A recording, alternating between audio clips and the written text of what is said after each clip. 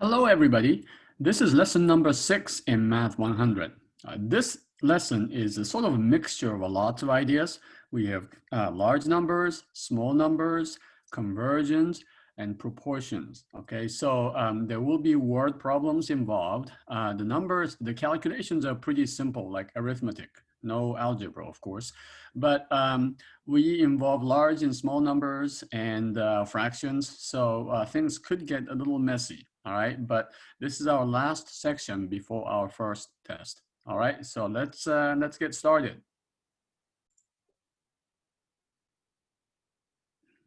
Okay, so as I said, this lesson number 6 involve large and small numbers, and then we'll do some conversions like between days and minutes, or days and seconds, or years and seconds. And then we'll be working on proportions. They are somewhat related to each other. They all use fractions. This is a combined lesson coming from sections 2.3, 2.4, and 2.5 of your textbook. And as I said before, this is our last lesson before you take your first exam for the course. All right, let's talk about the dimensions and unit analysis. All right, so the first question, and by the way, when we say large and small numbers, they sort of come in through these conversion problems. Okay, conversion, by the way, means changing units. All right, and so here's the first question.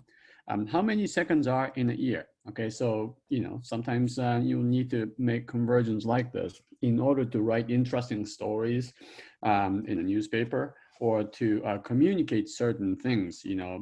Large numbers are inherently very difficult for us to understand. I mean, like, what's the difference between million and a billion? That's actually on the second page, right?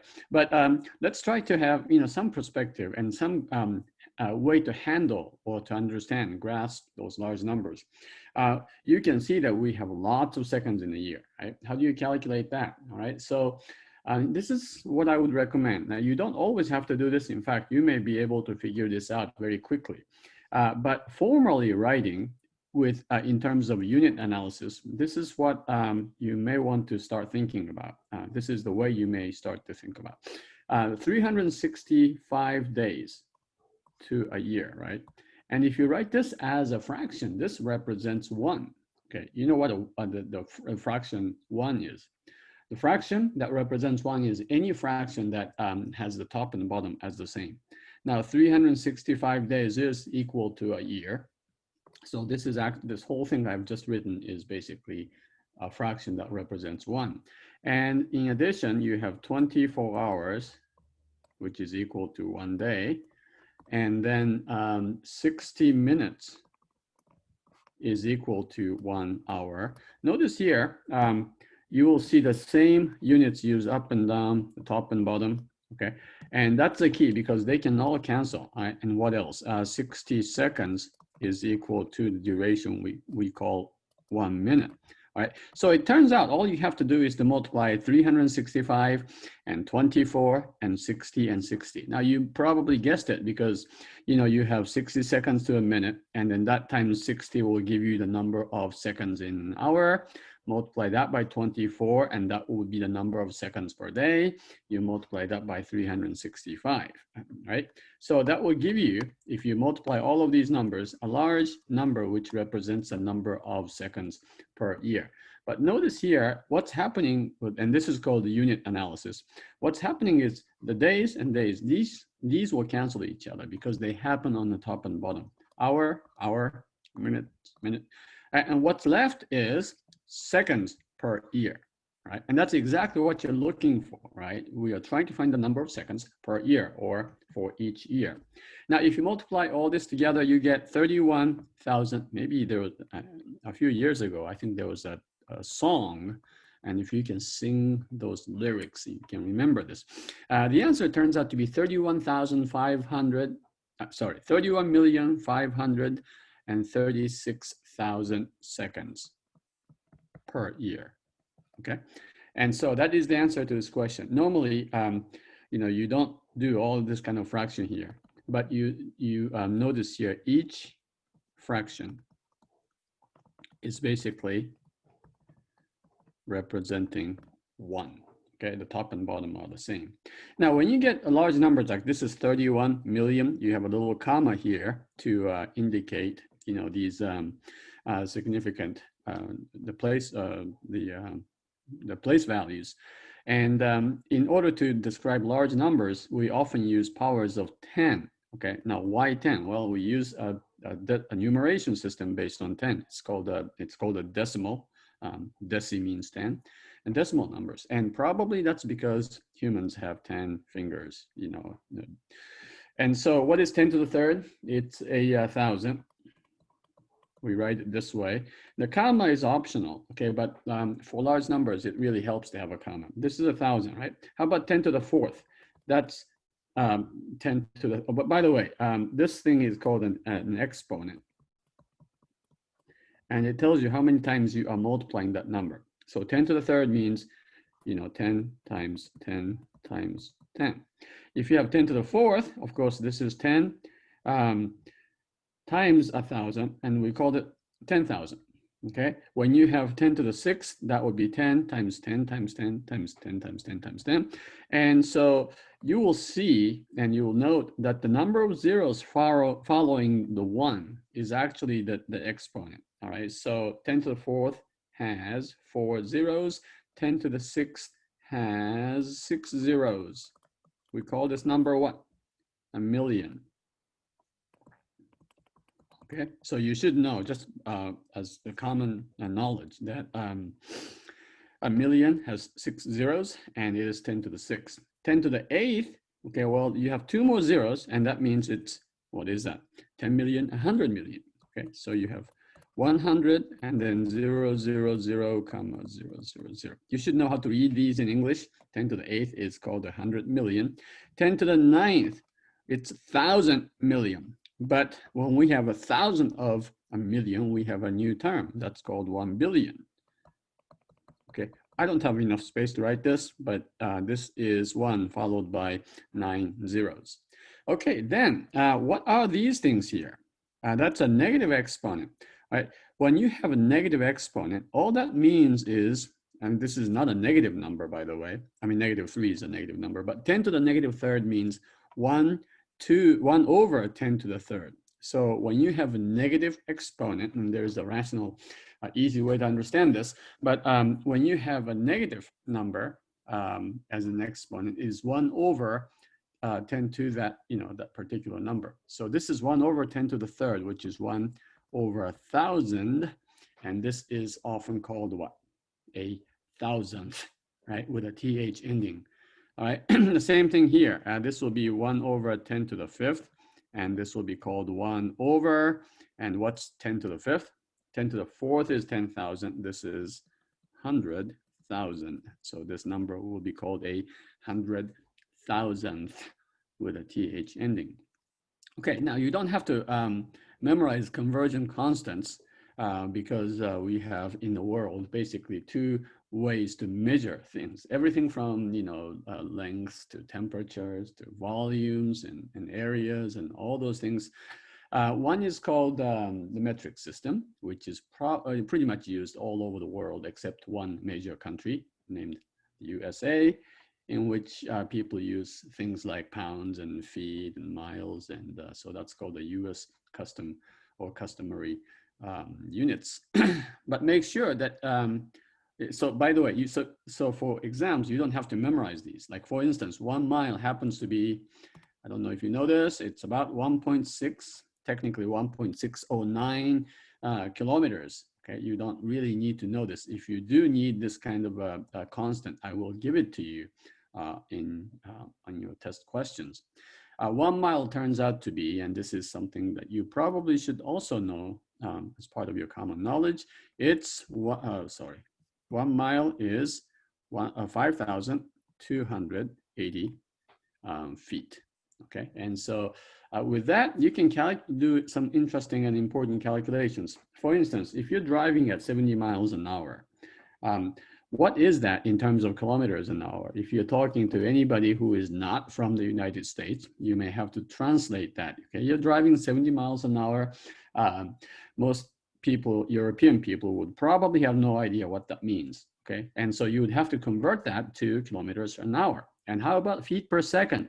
This is an important thing if you want to know how quickly you can stop in the case of an emergency or an accident, for instance, okay?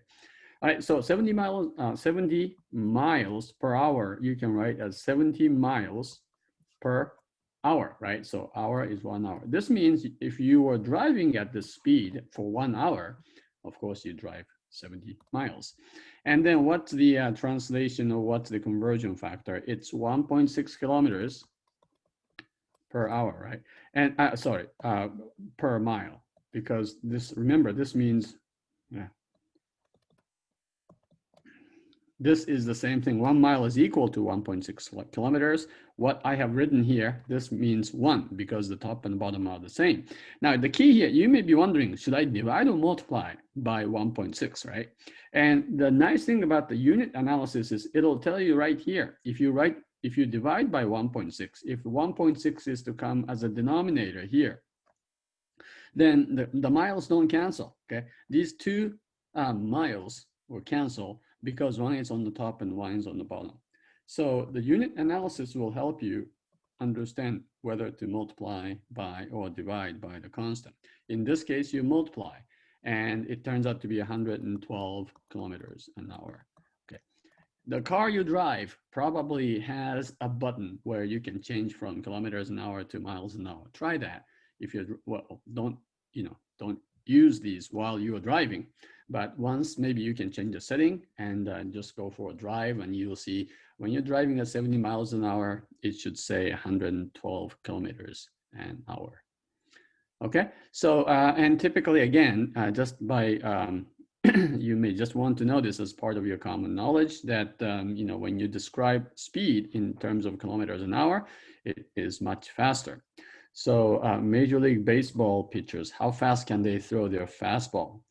Like 90, 95, some closers can go up to even 100 miles an hour. In the metric system, in other countries, they would be talking about close to 150 or 160 kilometers an hour. Okay, how about the second question, feet per second? Right, this is a little more complicated because metric is simple, but this other system is not, okay? 70 miles an hour, that's how you write that. Now you have to write this in terms of feet per second, okay? So, well, how do I write this? The thing you wanna do is, okay, so you can't have an hour, right? So you need to have something that will cancel the HR, hour. And that's 60 minutes. 1 hour is equal to 60 minutes. But remember, you need to have something per second. So then you need to have 1 minute over 60 seconds. Remember, that's still constant. 1 minute is equal to 60 seconds. So far, if you do this, what you're doing is 70 miles an hour, and you divide that 70 by 60, and then divide it by 60 again. The answer is going to be a very small fraction because that would be indicating how many miles per second. And of course, in each second, you don't go for miles, right? So it's going to be a small fraction of 1, but then you multiply this by, because you need to know this feet per second. It's 5,000, that's this number here, 5,280 what? Feet per mile, right? And again, by using the dimensions, the dimension analysis, you can figure out that this is indeed the correct way to do this. So miles and miles you cancel, okay? And by the way, up to this point, I said you'll get a very small number representing how many miles per second. When you multiply that number by 5,280, of course, you will get feet per second. So this makes sense. All right, hours cancel, minutes and minutes will cancel. Seconds do not get canceled, but that's good because the only units left are feet per second, right? That's exactly what you would need in order to calculate this. Now, if you do this, basically you're doing 70 times 5,280. Maybe I should write this down. 70 times 5,280 on your calculator, and then you divide this by 60, and then you divide it again by 60, right? When you do this, you will get, which is equal to 102.67, and then the units are feet per second, right? Okay, or you can just multiply the top by itself, this part here, and then you can multiply the denominators. That's 3,600. 3,600 is what you divide this number by. Make sure you can do this on your calculator, by the way. You should have a calculator or a calculator app that you are using on your phone. I don't care which one you use, but you should be able to enter these numbers on your calculator. Okay, that's really a part of your everyday life as well, right? Now, why is this important, or why would anybody want to convert 70 miles an hour to feet per second? Well, I mean, start reflecting on this. Okay, 70 miles an hour is not very extremely fast, especially if you're driving on the 5 freeway or 405 freeway, you know, when it's not busy. But think about this. Every second you're going more than 100 feet per second. Yeah, 100 feet, right? So if you need to stop, like if you put keep your eye off of your road, let's say you look at something, your phone, or you get distracted, for 1 second, your car is already driving or moving for over 100 feet. And that's a long way, right? And that's why you don't want to be distracted while you are driving.